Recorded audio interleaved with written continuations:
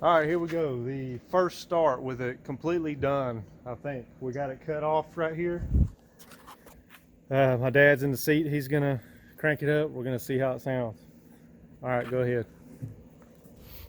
All right, so the install on the ROXOR Performance straight pipe, 2.5 inch, 2.5 inch pipe. We're getting rid of all this. And if you've been with my channel a while, you already know that I took it off right there. So that was the biggest pain of it, because that I have the old piece still laying over there somewhere. Excuse all my junk. Look at my muffler. That would not come off. You can see where I beat the crap out of it to get it off there.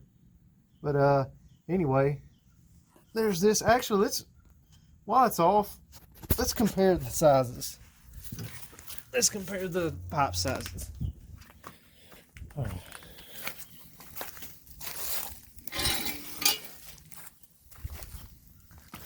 Hopefully I have all the hardware I need. I don't know what all I need to reuse or whatnot, but there you go.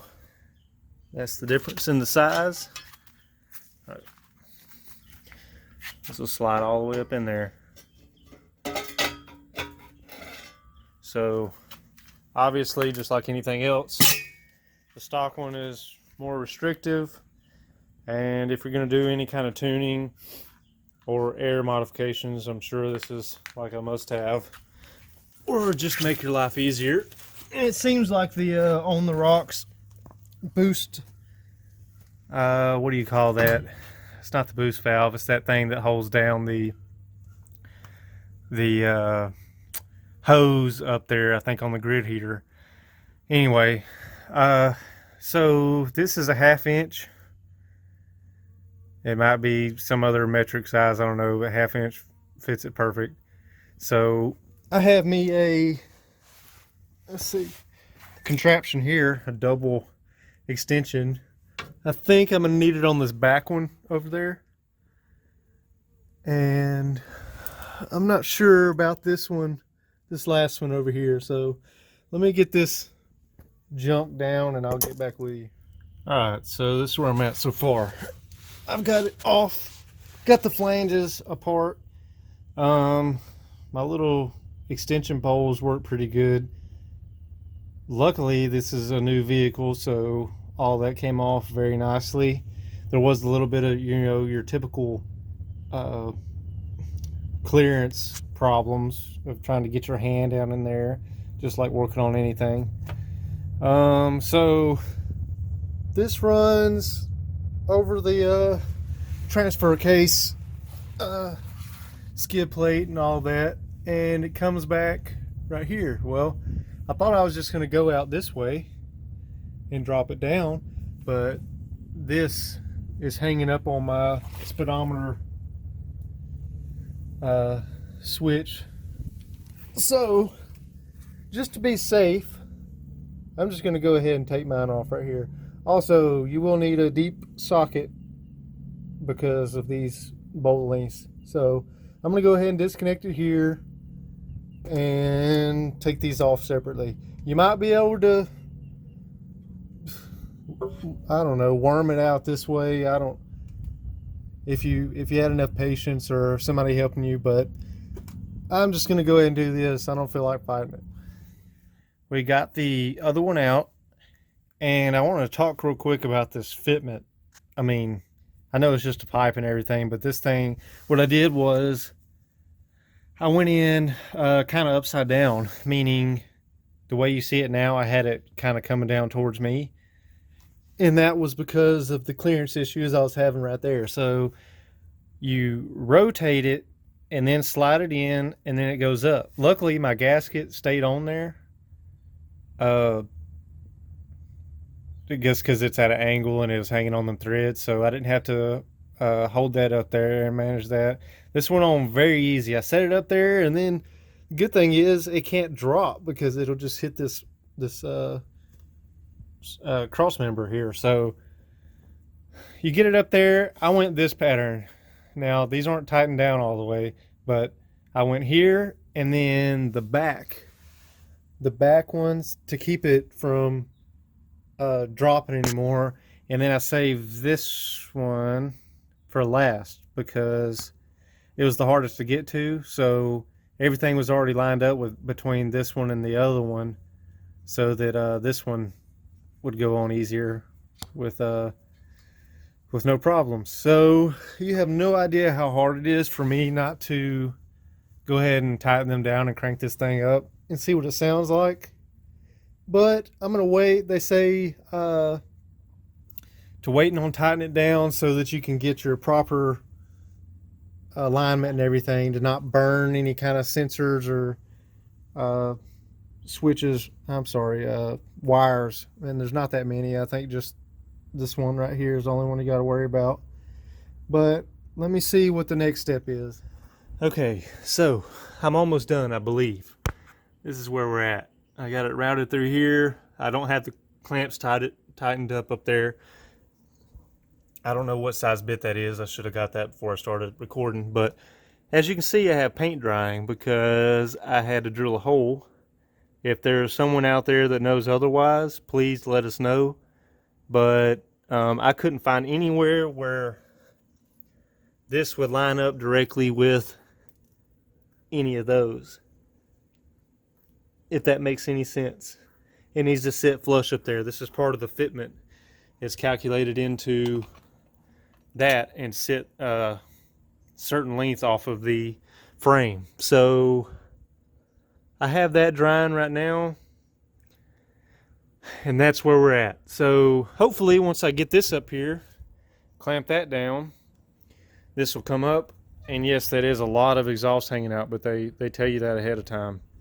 So that's just for if, depending on what application you have, I guess they just give you spare, which you never can complain about. You'd rather have too much than not enough. So that's where we're at. Hopefully we're on the last leg of it right now, and before too long maybe we'll be able to crank it up for you guys. All right, so I think we are done. Let's see if I can get a shot of the fitment in there. It seems to have no issues in this area right here. Look at the speed sensor, clears it fine. Got my 1 clamp, 2 clamp. I am concerned with the brake cable, brake line. It is so close. I'm probably just gonna zip tie that, or try to work a little bit with the fitment over here. The fuel tank's fine. If I could just drop that like just a hair, or rig these up, because the only part that needs travel is from here on down. I don't need that to move any, so I'll probably find some way to mess with that. So it's been a while. Doing this myself too, so it's taking a little bit longer than what I wanted, but I am impressed with it so far. I didn't like drilling over there, but I mean, when you're modifying these things, it's just expected, and it's already in your bumper where you can't see, and I mean, it's not a big deal. There's holes all the way around there anyway, so just throw a little paint on it to be fine. And maybe the next shot you see will be the first start with it completely done. I think we got it cut off right here. My dad's in the seat. He's gonna crank it up. We're gonna see how it sounds. All right, go ahead. All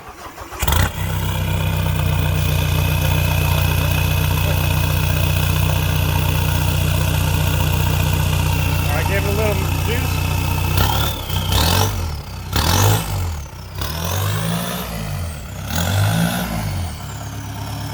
We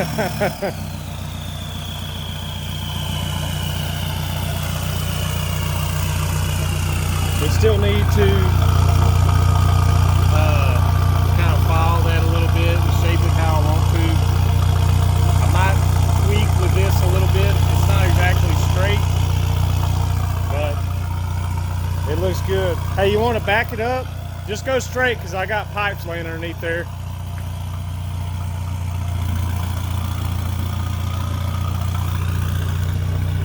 You're good. Come on.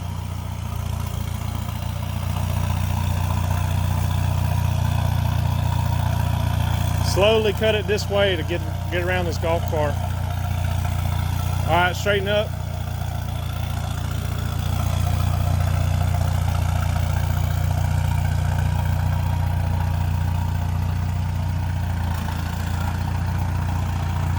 Just go ahead and back it up over there like you normally do and take off like you're shifting out the driveway.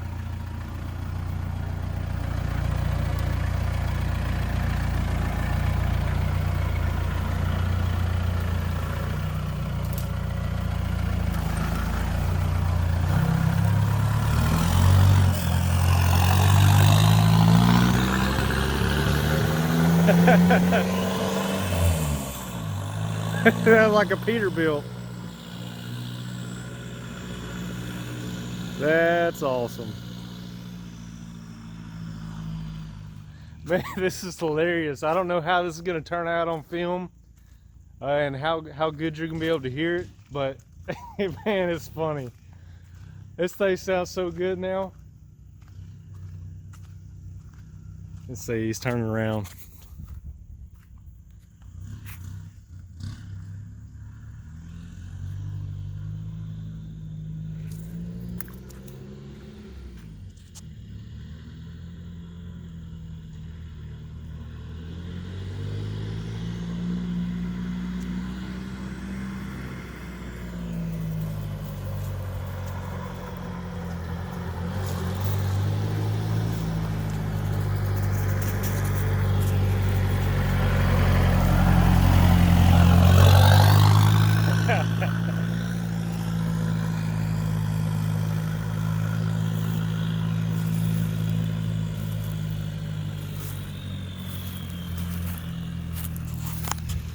All right, I think this is going to be it for this video. I don't know if I left anything out.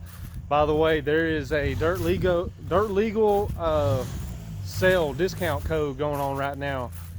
I believe it's Beast ROXOR. You'll get 10% off of, I'm not sure if it's every ROXOR part or if it's the RXR performance bumpers or maybe just their items.